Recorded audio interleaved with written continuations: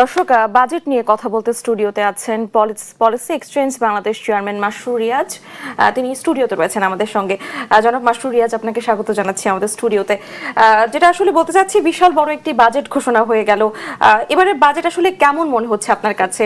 জনপ্রত্যাশা কি পূরণ করতে পারবে, কি মনে করছেন? ধন্যবাদ। দেখেন, আমাদেরকে প্রথমেই একটা জিনিস একটু স্বীকার করতে হবে যে বাজেটটা সরকার দিচ্ছে, একটা 3 মাস 20 দিন বয়সী সরকার বেশ কঠিন একটা অর্থনৈতিক বাস্তবতায় বাজেটটা দিচ্ছে। এমন একটা সময় আমরা এই বাজেট সেটা দেখছি যখন ধরেন আমাদের ইনফ্লেশন ঊর্ধ্বমুখী প্রায় গত 5-6 মাস ধরে এবং একটা উচ্চ পর্যায়ে বিরাজ করছে।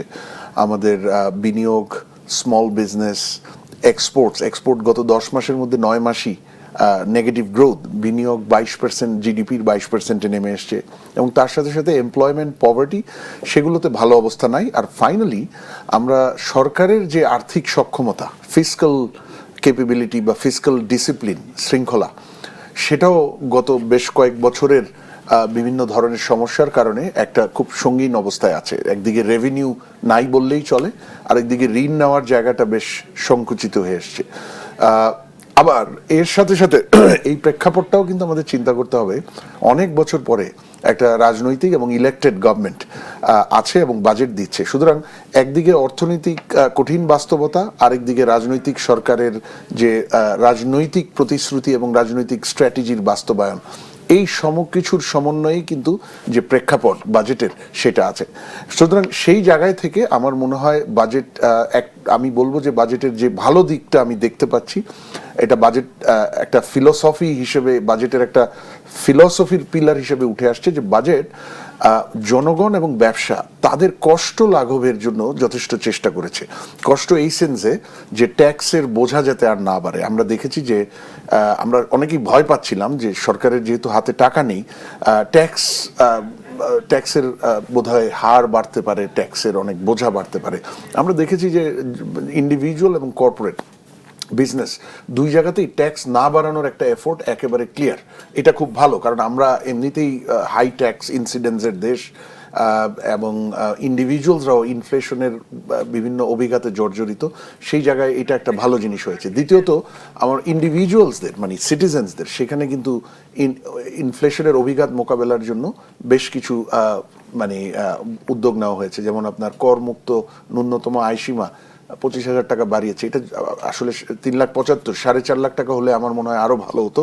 ইম্প্যাক্টটা অনেক বেশি পজিটিভ ইম্প্যাক্টটা ফিল করতো আপনার।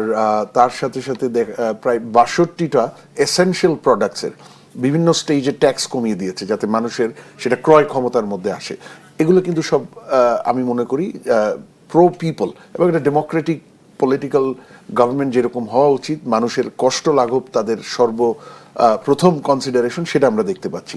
দ্বিতীয়ত, কিছু বড় সমস্যা বৈশ্বিক এবং আভ্যন্তরীণ কারণে আমরা আছি। এর মধ্যে এনার্জি 1 নাম্বার, এবং আপনি জানেন এনার্জির পুরো অর্থনীতিকে ডিসরাপ্ট করার, মানুষের ব্যয় বৃদ্ধির ডিসরাপ্ট করার সেটার চ্যানেলগুলা মাল্টি ডাইমেনশনাল, এবং সেখানে এনার্জির ডিসরাপশন যাতে কমে সেজন্য এই IMF এর ভর্তুকি কমানোর চাপ আছে। তা সত্ত্বেও আমরা দেখছি 37,000 কোটি বিদ্যুতে, 6,500 কোটি LNG-তে আছে। তো সেটা সাময়িক বা আগামী 6 থেকে 12 মাসের চাপটা কমাতে সাহায্য করবে আমি মনে করি। হয়তো সাফিসিয়েন্ট না, ডিপেন্ড করবে গ্লোবাল মার্কেট প্রাইসের উপর, সেই জায়গাটাও ভালো। তবে বাজেটের আরেকটু বেশি কিছু করার একটা জায়গা ছিল, যে অর্থনৈতিক কৌশল, অর্থনীতির যে চ্যালেঞ্জগুলো সেগুলো মিটিগেট করা, কমিয়ে নিয়ে আসা, এবং সেখান থেকে অর্থনীতিকে একটা উচ্চ প্রবৃদ্ধির ধারায় ফেরত নিয়ে যাওয়া। সেখানে বাজেটের যে কৌশল হওয়ার কথা, বিনিয়োগ, এমপ্লয়মেন্ট, এক্সপোর্টস, সেই জায়গাটায় বোধহয় আরো বেশি কিছু করার আছে। আমরা আসলে প্রত্যাশা করছি ভালো কিছু। জনাব মাসরুর রিয়াজ, আপনাকে অসংখ্য ধন্যবাদ আমাদের সঙ্গে যুক্ত হওয়ার জন্য।